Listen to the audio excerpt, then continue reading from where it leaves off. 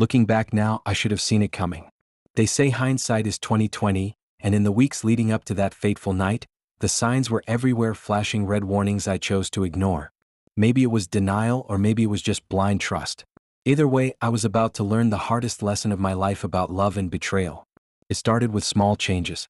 Sarah and I had always been the kind of couple that shared everything: passwords, schedules, dreams. We'd met in college, married 3 years ago, and built what I thought was an unshakable foundation. But 6 months ago, something shifted. It was subtle at first, like watching shadows lengthen as the sun sets. You barely notice the change until suddenly you're surrounded by darkness. The first red flag appeared during dinner one evening. We were sitting at our favorite Italian restaurant, the same place where I'd proposed. Sarah's phone kept buzzing with notifications, and for the first time in our relationship, she'd turned it face down on the table. Her fingers would twitch toward it every few minutes, but she'd catch herself, forcing a smile that didn't quite reach her eyes. "Work's been crazy," she'd explained, pushing her barely touched fettuccine around her plate. "The new project is really demanding." I nodded, ignoring the way my stomach clenched at her words. Sarah was a marketing executive at a prestigious firm, and busy periods weren't unusual. But something about her tone felt off, like a piano key slightly out of tune. You might not know exactly what's wrong, but you know something isn't right. The changes accelerated after that night. Suddenly, her crazy work schedule included more late nights and weekend meetings than ever before. Her usual goodbye kisses became quick pecks, her hugs shorter, more perfunctory. The warmth that had always characterized our relationship began to feel like it was being replaced by something mechanical, rehearsed. One morning, as I was making coffee, I noticed her quickly switch apps on her phone when I walked into the kitchen. The movement was casual, practiced, but my heart dropped to my stomach. We'd always been comfortable with our phones around each other, not because we snooped, but because we had nothing to hide. Now she kept hers locked with a new password I didn't know. "Just some extra security for work emails," she'd said when I asked about it, not meeting my eyes. Her fingers drummed nervously against the counter, a tell she'd had since we first started dating. I used to find it endearing. Now it made my throat tight with anxiety. Then came the changes in her routine. Sarah had always been predictable: gym on Mondays and Wednesdays, girls' night every other Thursday, date night on Fridays. But suddenly her schedule became fluid, unpredictable. She'd cancel our standing dates with last-minute work emergencies, only to come home hours later with her hair freshly styled and wearing perfume I didn't recognize. The worst part was the emotional distance. The woman who used to curl up against me on the couch, who would spend hours talking about everything and nothing, now seemed to exist in a parallel universe. Our conversations became surface level, focused on logistics and schedules rather than feelings and dreams. When I tried to dig deeper, she'd deflect with practiced ease, changing the subject or suddenly remembering an urgent email she had to send. I started noticing other things too: the way she'd step out of the room to take certain phone calls, the mysterious work colleague, named Mike, whose name kept cropping up in her stories. Each detail on its own seemed innocent enough, but together they formed a pattern I couldn't ignore. The breaking point came on a Wednesday evening. I was working late at my office, drowning in spreadsheets and trying to ignore the gnawing worry that had become my constant companion. That's when her message came through: "Working late again tonight, babe? Don't wait up." I sat there, staring at those 9 words on my screen, feeling something inside me crack. 3 years of marriage, 8 years of being together, and everything we'd built was being undermined by 9 simple words that I knew deep in my soul were a lie. My hands started trembling as I opened my laptop and checked our shared cell phone account, something I'd never felt the need to do before. The call logs showed dozens of lengthy conversations with a number I didn't recognize, all during times she'd claimed to be in meetings. Text messages sent late at night, early in the morning, during our date nights that she'd canceled. The evidence was there, written in cold, digital numbers. Each call log entry felt like another nail in the coffin of my trust. I found myself struggling to breathe, my office suddenly feeling too small, too confined. The framed photo of us on my desk, taken on our honeymoon in Bali, seemed to mock me with its frozen happiness. That's when I knew I couldn't ignore it anymore. I couldn't keep pretending that everything was fine, that we were just going through a rough patch. The truth was staring me in the face, and for the first time I was ready to stare back.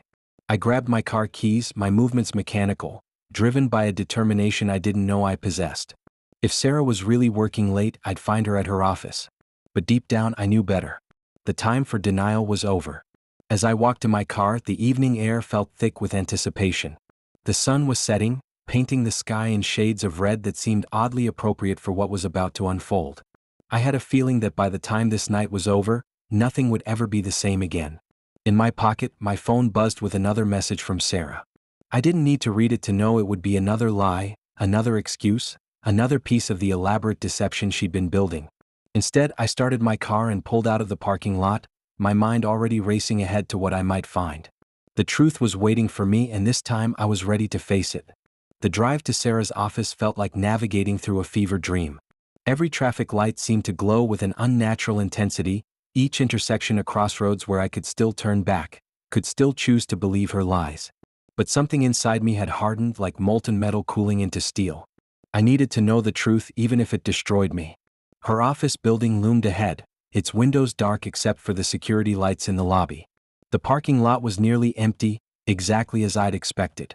Her designated spot, the one she'd been so proud of when she got her promotion last year, was empty. My hands gripped the steering wheel tighter, knuckles turning white with the pressure. I pulled out my phone and opened the tracking app we'd installed years ago for safety reasons.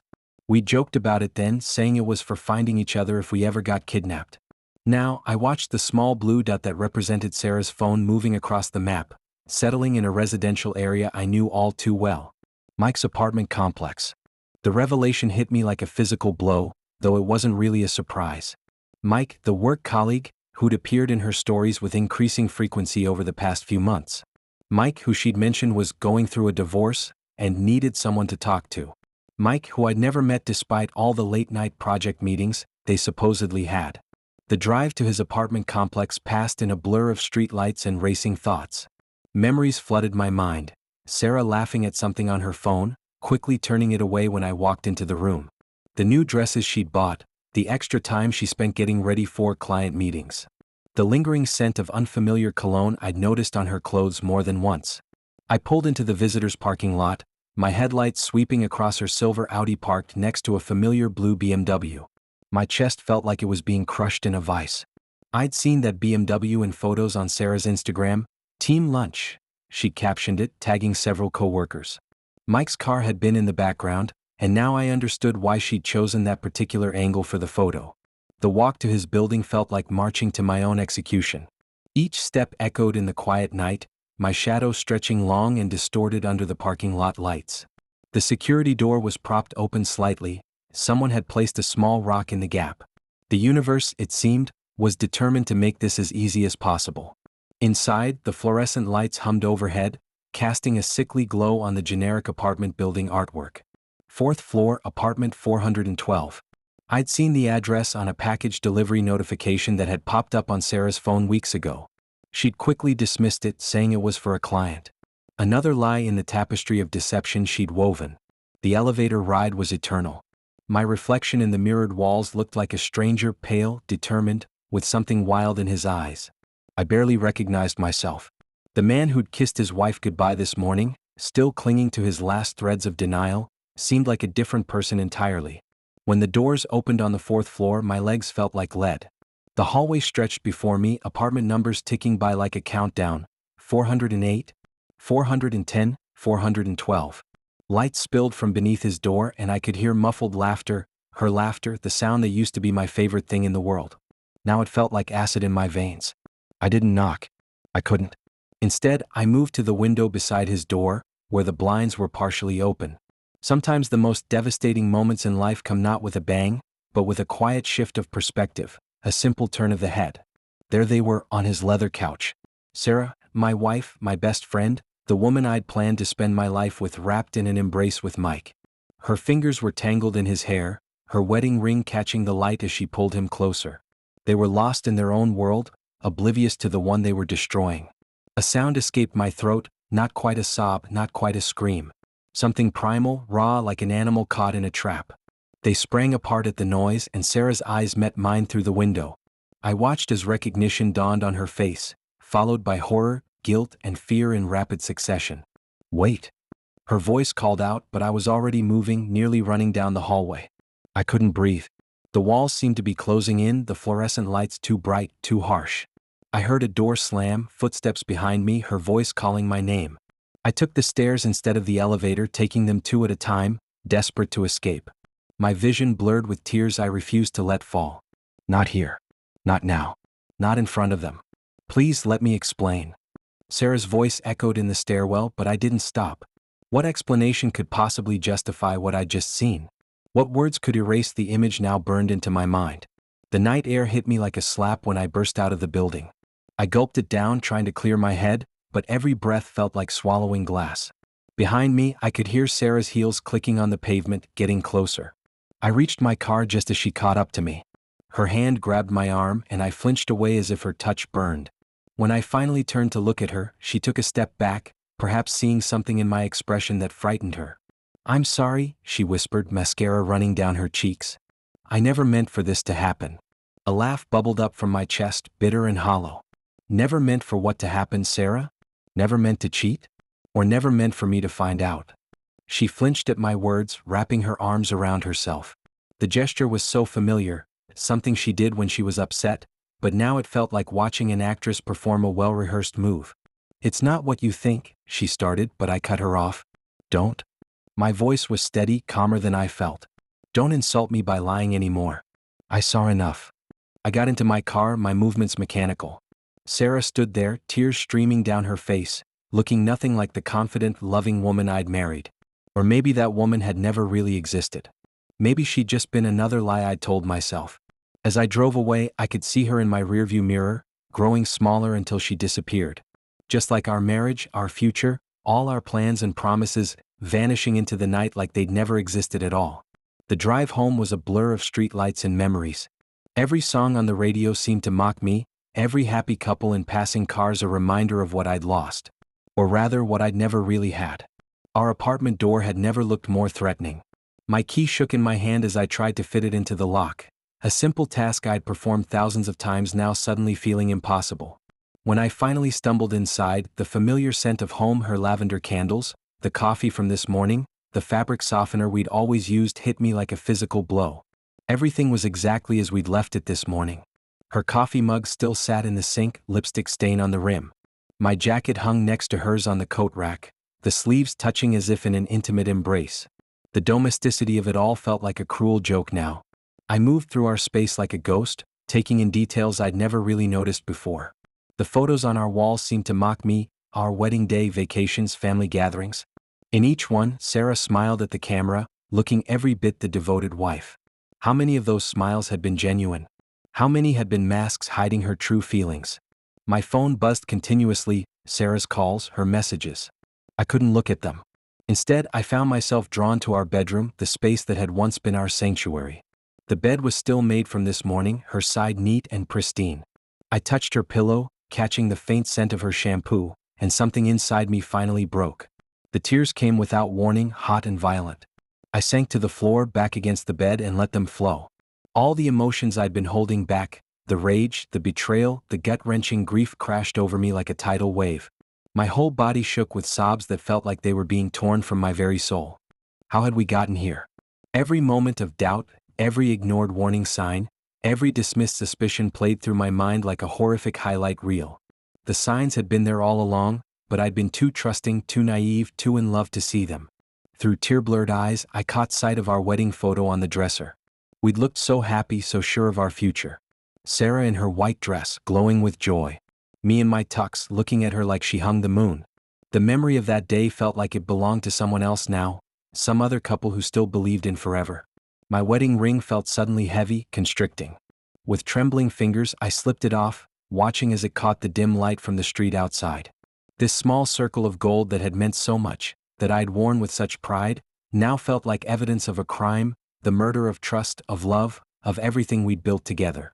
Hours passed as I sat there, alternating between numbness and waves of crushing pain. The night grew darker, but I couldn't bring myself to turn on any lights. The darkness felt appropriate, matching the void that had opened up inside me. Around midnight, I heard her key in the lock. My whole body tensed, fight or flight instinct kicking in. But I didn't move. I couldn't. I listened as she moved through the apartment, calling my name softly, her voice thick with tears. When she found me in the bedroom, still sitting on the floor, she stopped in the doorway. The silence between us felt endless, heavy with all the words we'd never said and the lies she'd told. "Can we talk?" Her voice was barely a whisper. I looked up at her, really looked at her, and for the first time I saw a stranger. The woman I'd loved, trusted, built my life around, she was gone. Maybe she'd never really existed at all. How long? The words scraped out of my throat. She flinched. 3 months. 3 months. 12 weeks. 84 days of lies. I did the math in my head, trying to pinpoint when exactly our marriage had become a sham. Was it during our anniversary dinner? When we'd visited her parents? When we talked about starting a family? Why? It was the question that had been burning in my mind since I'd seen them together. Sarah slid down the wall opposite me, her designer dress wrinkling. She looked small, vulnerable, nothing like the confident woman who'd left for work earlier that day. I don't know, she whispered, and somehow that was worse than any explanation she could have given. It just happened. A bitter laugh escaped me.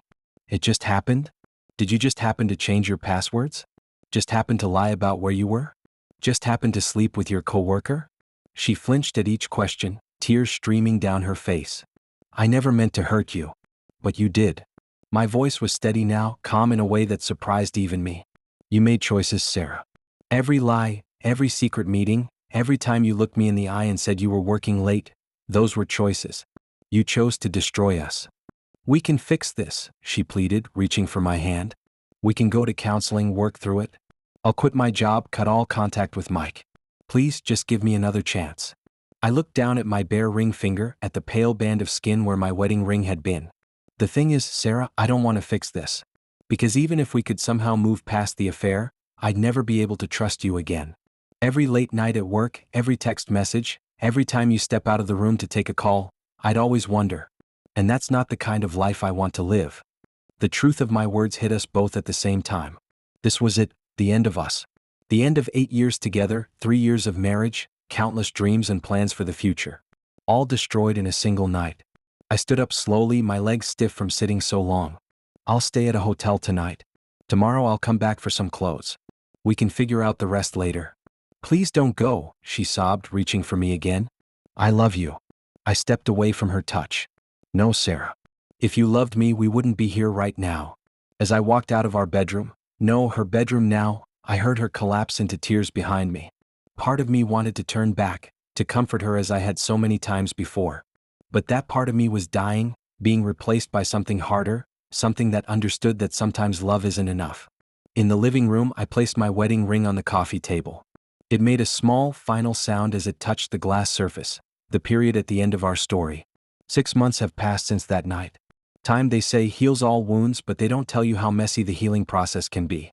They don't warn you about the random moments when grief hits you like a sucker punch, walking past her favorite coffee shop, hearing our song in a store, finding one of her hair ties in an old coat pocket. The first month was the hardest. I stayed at my best friend Tom's place, sleeping on his couch and trying to piece myself back together. The divorce papers arrived 2 weeks after that night, delivered to Tom's address in a manila envelope that felt too light to contain the end of a marriage. Sarah tried to contact me constantly at first. Calls, texts, emails, each one promising change, begging for another chance. Her messages followed a pattern I'd come to recognize from late-night internet searches about infidelity, denial, blame-shifting, guilt, desperate promises. I read them all but never responded. What was there left to say? The hardest part wasn't the logistics of separation, dividing assets, finding a new apartment, changing my relationship status on social media. No, the hardest part was rebuilding my sense of self. When you've been with someone for 8 years, your identity becomes intertwined with theirs. I had to relearn who I was without her. I threw myself into work at first, staying late at the office, taking on extra projects. My colleagues noticed the change but were kind enough not to mention it. My boss, Janet, pulled me aside one day and simply said, "Don't lose yourself in trying to forget her." Those words hit home harder than any self-help book I'd read. Slowly, I started putting myself back together. I joined a gym, not to get a revenge body like some suggested, but because I needed somewhere to put all the restless energy that came with sleepless nights. The rhythmic sound of weights, the burn in my muscles, it helped quiet the endless loop of questions in my mind. I started therapy too, something I'd always dismissed as unnecessary. Dr. Chin helped me understand that my pain wasn't just about Sarah's betrayal, it was about confronting my own beliefs about love, trust, and self-worth. "You're not broken," she told me in one session. "You're just learning to trust yourself again." 3 months after moving out, I ran into Mike's ex-wife at a local farmer's market. The universe has a strange sense of humor sometimes. We ended up getting coffee, sharing our stories. She'd known about the affair for weeks before confronting them, had gone through the same stages of denial and pain. Talking to someone who truly understood helped more than any amount of well-meaning advice from friends. 4 months in, I started going out again. Not dating, I wasn't ready for that, but just being around people. I joined a photography club, something I'd always wanted to do but Sarah had dismissed as a waste of time. Through my lens, I started seeing beauty in places I'd overlooked before. Early morning light on city buildings, elderly couples holding hands in the park, kids playing in rain puddles. The turning point came one rainy evening in my new apartment. I was sorting through a box of old photos I'd been avoiding, trying to decide what to keep and what to let go. I found a picture of Sarah and me from our first vacation together, both of us laughing on a beach in Mexico. For the first time, I could look at it without feeling like my chest was being crushed. The memory was still there, but the pain had dulled to a manageable ache. That night, I wrote her a letter I never intended to send. Not to beg for explanations or express my anger, but to thank her. Thank her for showing me that I was stronger than I thought. Thank her for teaching me that love shouldn't require constant vigilance or doubt. Thank her for setting me free even though the method had been cruel. 5 months after that night, I deleted all her contact information from my phone. It wasn't an angry gesture, just a quiet acknowledgement that this chapter of my life was truly over. The same week, I signed up for a photography workshop in Colorado, something entirely for myself, a step toward the person I wanted to become. Now, 6 months later, I'm sitting in my new apartment, surrounded by my photographs on the walls instead of our old wedding pictures. The space is smaller than our shared apartment, but it feels more like home. I'm not completely healed. I don't know if anyone ever really is after betrayal, but I'm getting there. I still have days when the pain catches me off guard. I'll see a couple sharing a private joke at a restaurant and remember how that used to be us. Or I'll catch myself reaching for my phone to tell her about something funny that happened at work. But these moments are getting rarer, less intense. Last week, I heard through mutual friends that Sarah and Mike's relationship had ended. Apparently he'd been seeing someone else, karma, some said. But I felt no satisfaction in the news, no vindication. Their story wasn't mine anymore. The wedding ring I left on that coffee table 6 months ago is now in a small box in my dresser drawer. Sometimes I take it out and look at it, not with longing but with acceptance. It represents a chapter of my life that taught me valuable lessons about love, trust, and most importantly, self-respect. People ask me if I'll ever trust again, if I'll ever let myself fall in love. The truth is, I don't know. But I do know that I'm not afraid of it anymore. Because the worst happened, I was betrayed by the person I trusted most, and I survived. Not just survived, but grew stronger. This morning, I woke up and realized I couldn't remember what Sarah's laugh sounded like. It should have made me sad, but instead I felt light, free. Like finally setting down a heavy weight I didn't know I'd been carrying. They say the opposite of love isn't hate, it's indifference. I'm not there yet, but I'm getting closer every day. And for now, that's enough. I'm learning that healing isn't linear. It's more like the tide, sometimes it pulls you under and sometimes it carries you forward. But as long as you keep swimming, you'll eventually reach the shore. I'm not the same person who walked in on his wife cheating 6 months ago. I'm stronger, wiser, and finally learning to love myself more than any betrayal. This isn't the end of my story, it's just the beginning of a new chapter. And this time, I'm the one holding the pen.